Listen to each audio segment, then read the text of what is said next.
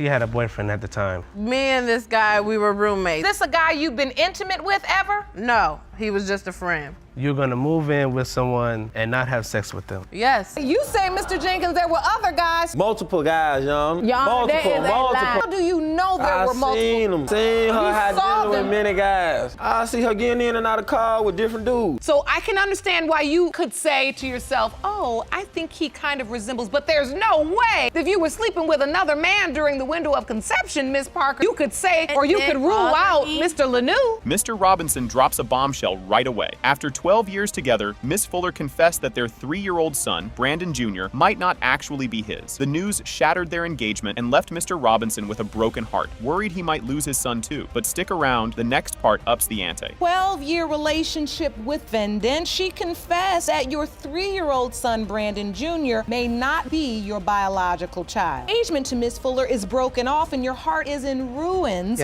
because of the possibility you may now lose your son too. You won't believe this twist. Miss Fuller throws in a curveball by admitting to a fling with another guy around the time Brandon Jr. was conceived. She admits she kept her paternity doubts from Mr. Robinson, thickening the plot considerably. The next revelation will have your jaw on the floor. You were indeed sleeping with another man at the time Brandon Jr. was conceived. You hid your doubts about paternity from Mr. Robinson. You are asking the court to award you $100 to pay the fee to change Brandon Jr.'s name. Just when you think it can't get more convoluted, how did Mr. Robinson stumble upon the potential non-paternity news, you ask? He describes a series of dodged calls and secretive moves by Miss Fuller, leading to a dramatic confrontation and her bombshell about the affair and her paternity doubts. Up next, the story twists even further. Don't blink. We had to separate because we had to move. You all were in a relationship. We were in a relationship. Baby was what? Born. Yep. And we were living 6 together. months in. We had to move. We fell on some hard times. Okay. Respectively, we moved back to, I moved back to my mom. She moved back to her mom. Hold on to your popcorn. This gets spicier. In a moment of raw honesty, Miss Fuller confesses to spending a week with the potential other dad during a tumultuous period, aligning with her mysterious behavior and secretive calls. This confession sends shockwaves through Mr. Robinson and the audience alike. Fasten your seatbelts. The upcoming detail is a doozy. So another day passed. I'm calling all day the next day. No answer. I'm like, man, what's going on? Maybe a day or so,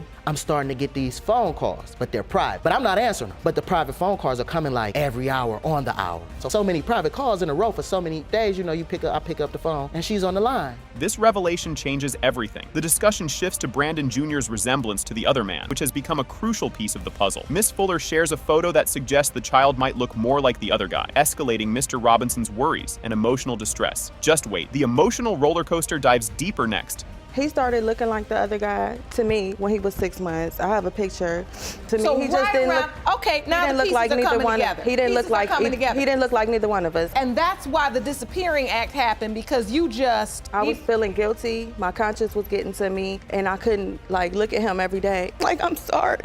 Talk about a plot twist. The court digs deeper and uncovers that Miss Fuller had an on and off 8-year affair with the other man, which she had hidden from Mr. Robinson. This long-standing deceit unveils a new level of betrayal, catching Mr. Robinson completely off guard. What happens next? It's a scene straight out of a drama series. Yeah, that's my guy.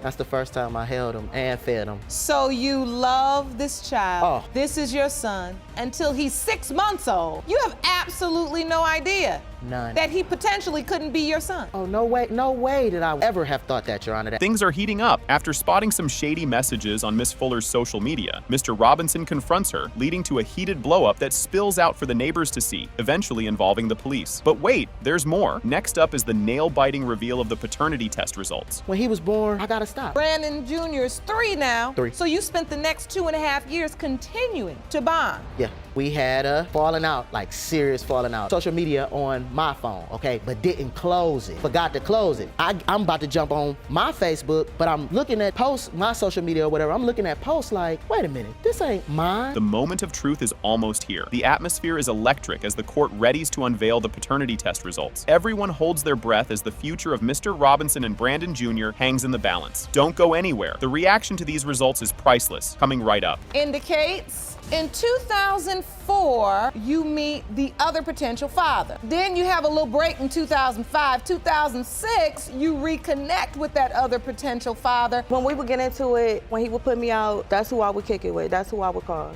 And here we have it, folks. The results are in. Mr. Brandon Robinson Sr., you are his father. Well, I don't even have to ask you how you feel. Oh, man. You know?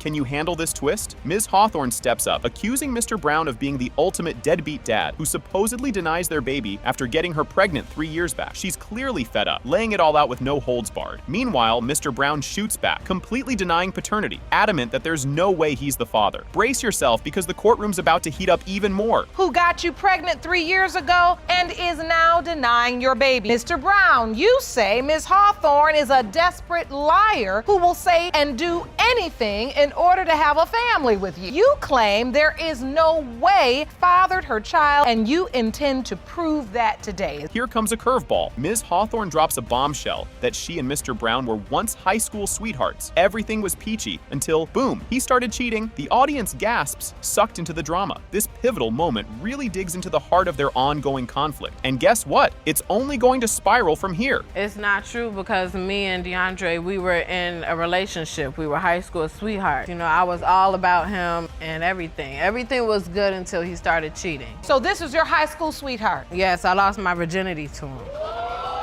And you say everything was going fine? Yes, Until he what? started cheating. You started cheating, Mr. Brown? Well, Your Honor, we was living in 2 different parts of the Did you see that coming? Judge Lake dives deep, dissecting the timeline of their rocky relationship to pinpoint when little Chase might have been conceived. They zero in on December 9th, 2015, a date that sparked a steamy car encounter, believed to be Chase's start line. Hang tight, the revelations just keep unfolding. Chase is 2 years old, so clearly it did go on and on past one sexual encounter because you wouldn't be a potential father had you not continued to have sex with her. Chase is only 2. Exactly. So what happened where you all reconnected during the period of time when Chase could have potentially been? It was in December 9th, 2015. You all reconnect, or did you get back together? Talk about a plot twist. In a candid confession, Mr. Brown reveals a pre-encounter with his girlfriend before rekindling things with Ms. Hawthorne. This juicy tidbit adds layers of doubt and suspicion about who really could be Chase's dad. Don't blink now. The next segment will throw you for a loop. You we have talked sex about. in the back of this car. Yes, Is this the day you feel like you conceived Chase? yes. I pleased her You're- and I didn't finish, Your Honor.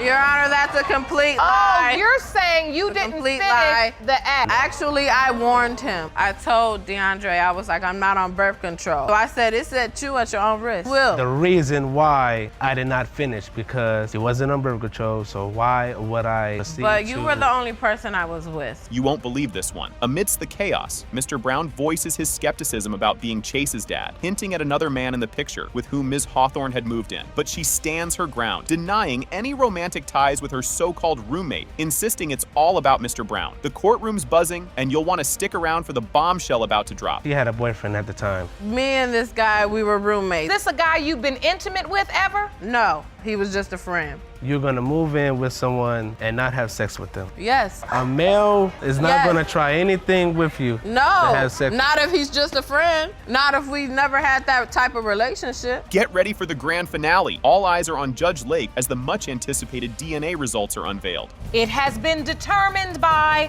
this court. You are not the father. Buckle up because here we go! Miss Ellison openly admits to cheating on her boyfriend with Mr. Jenkins and now claims that he is the biological father of her daughter, Olivia. The audience can't help but react with a mix of shock and disapproval as the scandalous details are aired out. Miss Ellison, undeterred, insists that Mr. Jenkins has completely ignored his responsibilities towards Olivia, and she's here today to make sure he steps up. You won't believe how Mr. Jenkins tackles these claims next. Ms. Ellison, you admit to cheating on your boyfriend with the defendant and now claim he is your daughter Olivia's biological father. Now you say he's done nothing for your baby and you are here with your mother to demand he step up. Hold on to your coffee, because things are about to get spicy. Mr. Jenkins steps up with a strong denial, attributing his skepticism to Miss Ellison's history of multiple partners. He accuses her of using the paternity claim as a strategy to rope him back into a tangled relationship. The judge acknowledges his claims, setting the stage for what's turning into a courtroom showdown. Brace yourself for the next exchange. It's It's a doozy. You state you have sufficient reason to believe she's lying when she says that you Olivia's father. How do you know you're not the father of Miss Ellison's child? Miss Ellison had many partners,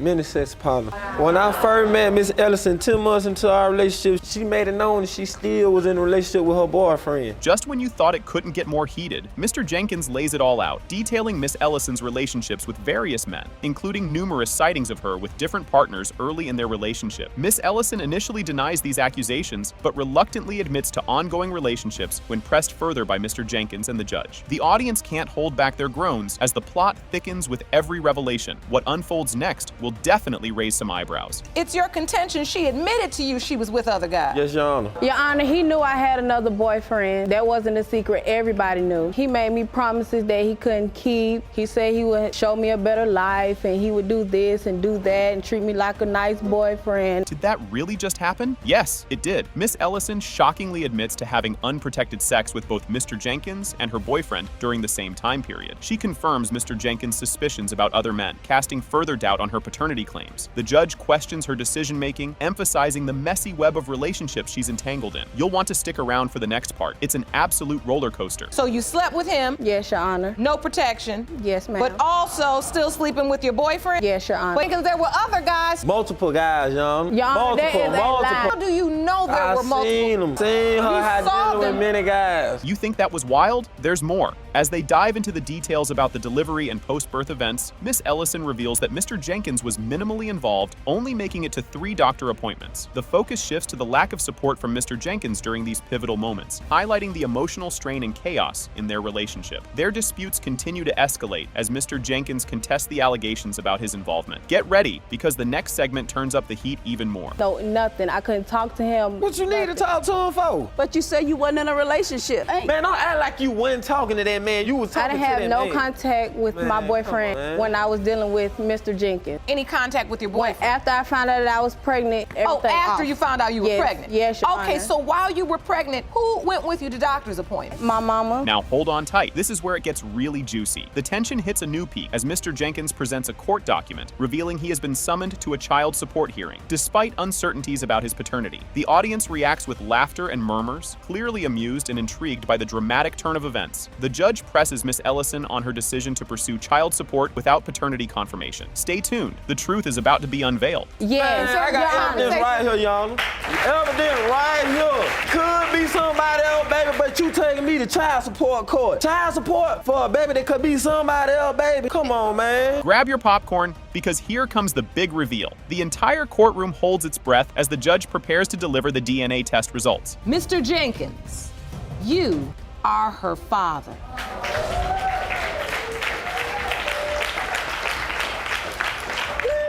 Can you believe what just unfolded? Mr. Montgomery kicks things off with a bombshell, asserting his belief that he's the biological father of 3-month-old Timothy, having been there at the birth, and even signing the birth certificate. This belief is at odds with Miss Parker's claim that her current fiancé, Mr. Lanou, is the real dad. The drama doesn't stop here, it's just getting warmed up. You've petitioned the court for a DNA test to prove that in fact are Timothy's father. Ms. Parker, you claim to be 100% positive that Mr. Montgomery is not your son's biological father because your fiance, Mr. Lanou, is. Now, you say today's DNA test will finally allow you to get rid of Mr. Montgomery and allow you to remove his name from your son's birth certificate. Did you catch that twist? In an emotionally loaded declaration, Mr. Montgomery explains his involvement during the pregnancy and why he's so convinced that he's Timothy's dad, including the poignant detail of naming the boy after his late father. Miss Parker throws in her 2 cents, admitting that during the ultrasounds, she too thought Mr. Montgomery was the father. Buckle up, because the roller coaster is about to take off. I believe I'm the father because, I loved her. Me and her were together. We were sexually active,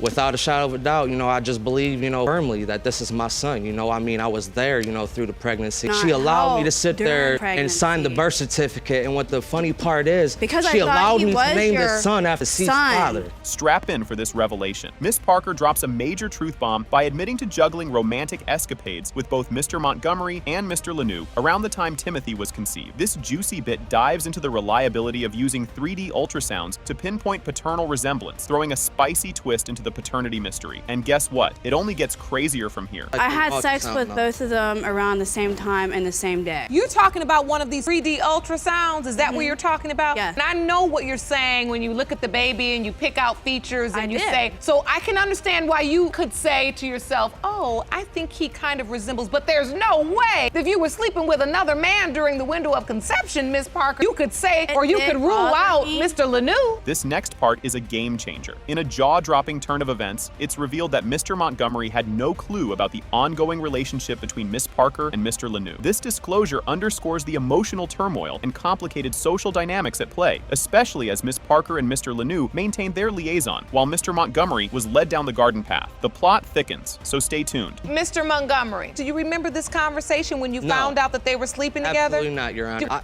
Before Timothy was born, no, I had my suspicions, but I never had, concrete evidence that they was actually sleeping around. So clearly, Miss Parker, you're sleeping with both men. Yes, Your Honor. And then you end up in the hospital having your baby. How is it that Mr. Montgomery ends up when you knew it was a possibility that both men could be the father? It was a possibility that I'd been the father of Timothy. Here's the moment of truth. The much anticipated DNA results are finally unveiled in this climactic scene. It has been determined by this court, Mr. Montgomery, you are not the father.